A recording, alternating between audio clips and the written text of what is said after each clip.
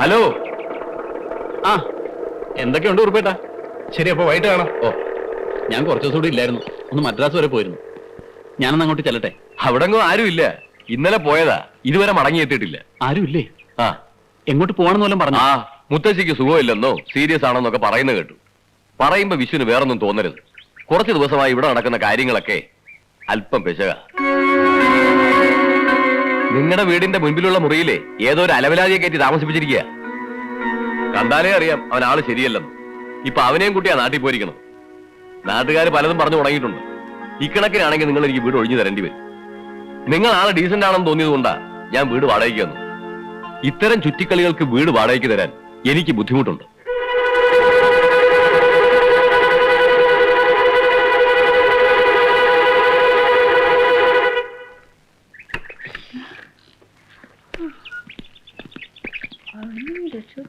ഞാൻ പേടിച്ചിരുന്നു കേട്ടോ. വിശ്വേട്ടനോ? ഇതെപ്പോ വന്നു? വിശ്വ, ഇത് ഉണ്ണികൃഷ്ണനാണ്. നമ്മൾ തമ്മില് നിങ്ങൾ അകത്ത് പോ. എനിക്ക് ഇയാളോട് അല്പം പേഴ്സണൽ ആയിട്ട് സംസാരിക്കാനുണ്ട്. ചെല്ല്. നല്ല ആളാ. ഇതെവിടെയായിരുന്നു ടൂറ്? ഭർത്താവ് എന്നൊക്കെ പറഞ്ഞാൽ കുറച്ചുകൂടെ ഉത്തരവാദിത്തങ്ങളൊക്കെ വേണം. ഞാനിവിടെ ഇല്ലാതെ കാണായിരുന്നു. ഒരു ആൾമാറാട്ടം നടത്തിയാണെങ്കിലും നിങ്ങൾ ഇവിടെ ഇല്ലാത്തതിന്റെ കുറവ് ആരും അറിയാത്ത രീതിയിൽ ഞാൻ മാനേജ് ചെയ്തിട്ടുണ്ട്. ആചാര്യ,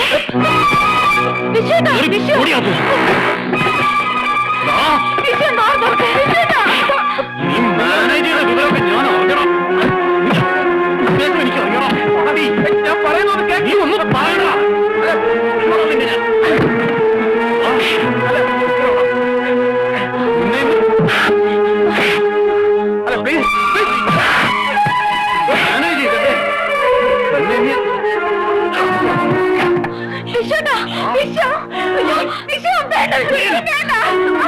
ഇനി പഠിക്കാതെ നിങ്ങൾ കാല് കുത്തിയ കൊല്ലുവാണ് ഞാൻ.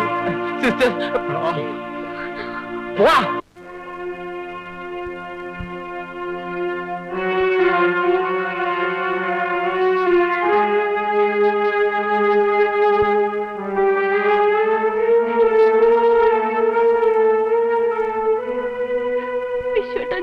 മതി, കൂടുതലൊന്നും പറയണമെന്നില്ല. ഞാൻ ഇവിടെ ഇല്ലായിരുന്നപ്പോ എവിടെന്നോ വലിഞ്ഞു പറയുന്ന ഒരുത്തനെ വീട്ടിൽ കയറ്റി താമസിപ്പിക്കുക, ഭർത്താവാണെന്ന് പറഞ്ഞ് അവനെയും കെട്ടിയിരുന്ന വിളിച്ച് മുത്തശ്ശിയെ കാണാൻ പോവുക. ഞാനെന്നല്ല വേറെ ആര് കേട്ടാൽ ഇതൊന്നും സമ്മതിച്ചു തരാൻ പോണില്ല. എന്താ ഇത്? വെള്ളരിക്കാൻ പറ്റണം. നടന്നതൊക്കെ ഞാൻ വിശ്വനോട് പറഞ്ഞല്ലോ. ശരിയാ, തെറ്റ് തന്നെയാ. പക്ഷെ സത്യം തുറന്നു പറഞ്ഞ വിശ്വൻ എന്നെ മനസ്സിലാക്കുന്നു കരുതി. വിശ്വ, മറ്റുള്ളവർ പറയുന്നത് കേട്ട് ഞങ്ങളെ തെറ്റിദ്ധരിക്കരുത്. അറിഞ്ഞുകൊണ്ട് ഒരു തെറ്റും ഞങ്ങൾ ചെയ്തിട്ടില്ല. ക്ഷമ ചോദിക്കാൻ പോലും അർഹതയില്ലെന്നറിയാം. എന്നാലും അതല്ല,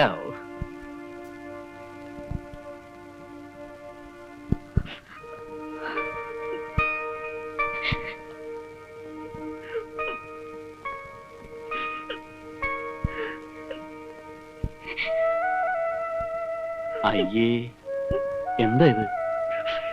ഇന്ദുക്കുട്ടി ഒന്ന് ആലോചിച്ച് നോക്കി. ഈ വിശ്വേട്ടന് മോളല്ലാതെ പിന്നെ ആരാ ഉള്ളത്? അപ്പൊ പിന്നെ മോളെ കുറിച്ച് ആരെങ്കിലും എന്തെങ്കിലുമൊക്കെ പറഞ്ഞാ ഞാൻ എങ്ങനെ സഹിക്കുക? പിന്നെ ഇങ്ങനെ ഒരു സാഹചര്യത്തിൽ ഇന്ദുക്കുട്ടി പരിഭവിക്കുന്നതിൽ തെറ്റൊന്നുമില്ല. താൻ പറഞ്ഞതിലും തെറ്റൊന്നുമില്ലടോ. ചുരുക്കി പറഞ്ഞ നിങ്ങളുടെ രണ്ടുപേരുടെയും ഭാഗത്തും ഒരു തെറ്റുമില്ല.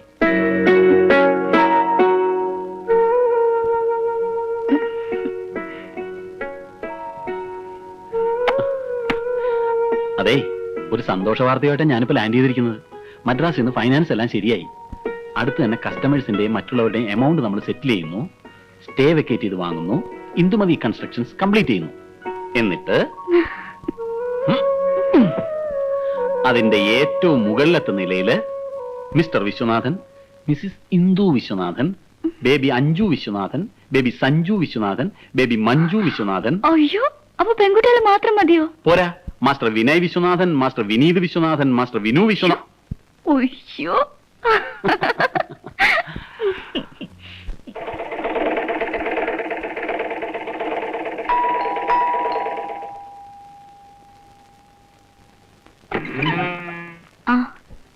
വിഷുവിനല്ലേ എന്തു? ഉണ്ട്. വിശ്വട്ടാ, ഇരിക്കൂ. ആ, നീയായിരുന്നോ? മദ്രാസിൽ നിന്ന് രാജേന്ദ്രൻ വിളിച്ചിരുന്നോ? വിളിച്ചിരുന്നു. എന്തായി? ആ മാർവാടിയിൽ നിന്ന് ഫൈനാൻസ് കിട്ടില്ലെന്നാ പറയുന്നത്. എന്താ കാര്യം? ഞാൻ ഡോക്യുമെന്റ്സ് എല്ലാം ശരിയാക്കിയിട്ടാണല്ലോ പോകുന്നത്.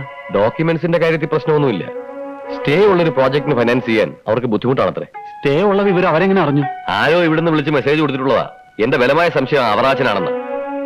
എന്തായാലും നീ വിഷമിക്കണ്ട. ഞാൻ ആ പൊതുവാളുമായിട്ടൊന്ന് സംസാരിച്ച് നോക്കട്ടെ. അയാളുടെ കയ്യിൽ 1-2 ഫൈനാൻസേഴ്സ് ഉണ്ട്. ഒന്ന് ട്രൈ ചെയ്ത് നോക്കാം. നീ ധൈര്യമായിട്ടിരി, എല്ലാം ശരിയാവുന്നേ. എനിക്കൊന്നൊരു അല്പം തിരക്കുള്ള ദിവസമാണ്. നമുക്ക് വൈകിട്ട് കാണാം.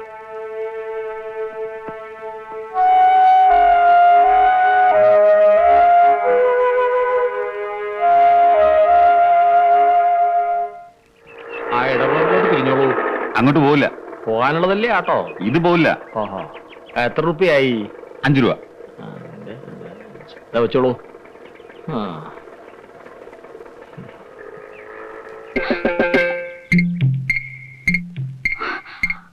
അയ്യോ അയ്യോ ആരാ? അവറാച്ചനോ കസ്റ്റമേഴ്സോ? ഗുരുക്കളമ്മാവൻ.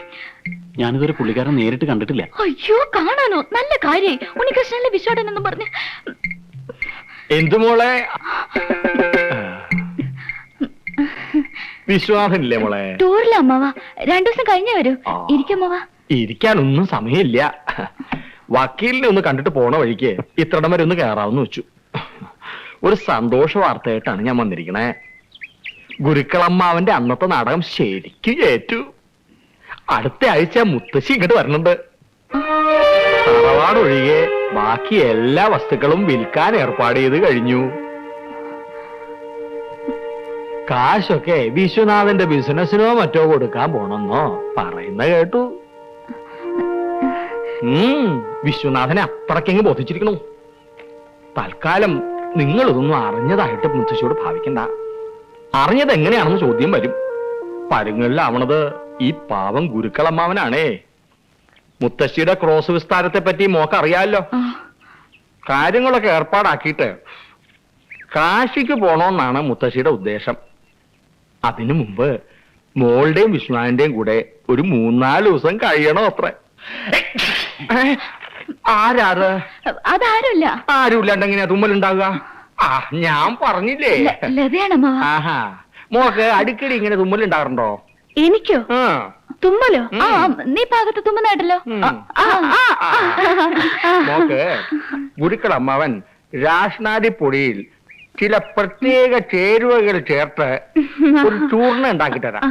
അത് പതിവായി കുളി കഴിഞ്ഞ് ഉച്ചിട്ടിരുമുക. പിന്നെ ഒരിക്കലും തുമ്മൽ ഉണ്ടാവുകയില്ല. മോക്ക് ഉണ്ടോ? അമ്മോളും ഉപയോഗിച്ചോളൂ. എന്നാ പിന്നെ ഞാൻ ഇറങ്ങട്ടെ. ചെന്നിട്ട് ഒരുപാട് കാര്യങ്ങൾ ചെയ്തു തീർക്കാനുണ്ട്. വിഷ്ണുനാഥൻ വരുമ്പോ പ്രത്യേകിച്ച് അന്വേഷിച്ചിട്ട് പറയണം.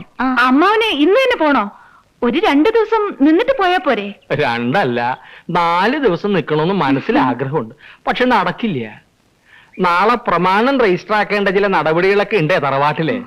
ഞാനല്ലാതെ ഇതൊക്കെ നോക്കാൻ മറ്റാരാ അവിടെ ഉള്ളത്? അമ്മാവൻ ഉടനെ പോകുമെന്ന് വിചാരിച്ചില്ല ഞാൻ. ഇനി മോള് ഇങ്ങനെ പറഞ്ഞ ഗുരുക്കൾ അമ്മാവന് വേദന ഉണ്ടാവും. മോള് വിഷമിക്കാതെ. മുത്തശ്ശിയും കൂട്ടി ഗുരുക്കൾ അമ്മാവൻ ഉടനെ ഇങ്ങ് എത്തും. പോട്ടെ. അമ്മാവ കൊട സഞ്ചി. തിരക്കിനിടെ ഞാനങ്ങ് മറന്നു. എന്താ കാണിച്ച വിശ്വേട്ടൻ?